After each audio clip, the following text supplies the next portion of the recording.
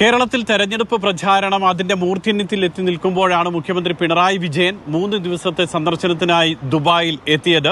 രാവിലെ ദുബായ് അന്താരാഷ്ട്ര വിമാനത്താവളത്തിൽ എത്തി അദ്ദേഹത്തിന് ഊഷ്മളമായിട്ടുള്ള സ്വീകരണം നൽകി. അതിനുശേഷം അദ്ദേഹം 3 UAE മന്ത്രിമാരുമായി ഇന്ന് കൂടിക്കാഴ്ച നടത്തി. UAEയുടെ ക്യാബിനറ്റ് കാര്യമന്ത്രി മുഹമ്മദ് അൽ ഗർഗാവി, സാമ്പത്തിക ടൂറിസം മന്ത്രി അബ്ദുള്ള ബിൻ തൗക്ക് അൽമാരി, വിദേശ വ്യാപാര മന്ത്രി താനി ബിൻ അഹമ്മദ് അൽ സയൂദ് ഇവരുമായിട്ടാണ് കൂടിക്കാഴ്ച നടത്തിയത്. ഇതിനു പുറമെ അദ്ദേഹം അബുദാബി ഇൻവെസ്റ്റ്മെന്റ് ഓഫീസറുമായിട്ടുള്ള അതിന്റെ പ്രതിനിധികളെ കാണുകയും ഒക്കെ ചെയ്തു.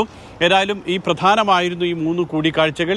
വൈകുന്നേരത്തോടുകൂടി ദുബായിലെ കോൺസുൽ ജനറൽ സതീഷ് കുമാർ ശിവൻ അദ്ദേഹത്തിന് അത്താഴ വിരുന്നും നൽകി. ഇങ്ങനെ ആദ്യ ദിവസത്തെ സന്ദർശനം അവിടെ പൂർത്തിയാക്കുകയാണ്. നാളെ വൈകുന്നേരമാണ് മുഖ്യമന്ത്രി പിണറായി വിജയൻ കിസൈസിലെ അമിറ്റി സ്കൂളിൽ വെച്ച് പ്രവാസികളെ അഭിസംബോധന ചെയ്യുന്നത്. നേരത്തെ ബഹ്റൈൻ, ഒമാൻ, ഖത്തർ, കുവൈറ്റിലൊക്കെ അദ്ദേഹം സന്ദർശനം നടത്തിയിരുന്നു.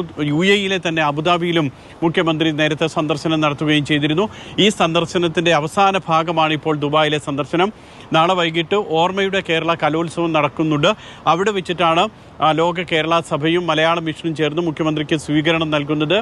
MA യൂസഫലി അടക്കമുള്ളവർ ആ പരിപാടിയിൽ പങ്കെടുക്കുകയും ചെയ്യും. ഇന്ന് നടന്ന കൂടിക്കാഴ്ചയിലും MA യൂസഫലിയും അതോടൊപ്പം തന്നെ അദീബ് അഹമ്മദ്, ഡോക്ടർ ഷംസീർ വയലിലൊക്കെ പങ്കെടുക്കുകയും ചെയ്തിരുന്നു. ചൊവ്വാഴ്ച UAEയുടെ ദേശീയ ദിനമാണ്. അന്ന് കൂടിക്കാഴ്ചകളൊക്കെ പൂർത്തിയാക്കി അന്ന് വൈകുന്നേരത്തോടു കൂടിയാണ് മുഖ്യമന്ത്രി പിണറായി വിജയൻ കേരളത്തിലേക്ക് മടങ്ങുക. ദുബായിൽ നിന്ന് മുഷീർ കൊടിയിലിനൊപ്പം സുരേഷ് വള്ളിമുറ്റം, മാതൃഭൂമി ന്യൂസ്.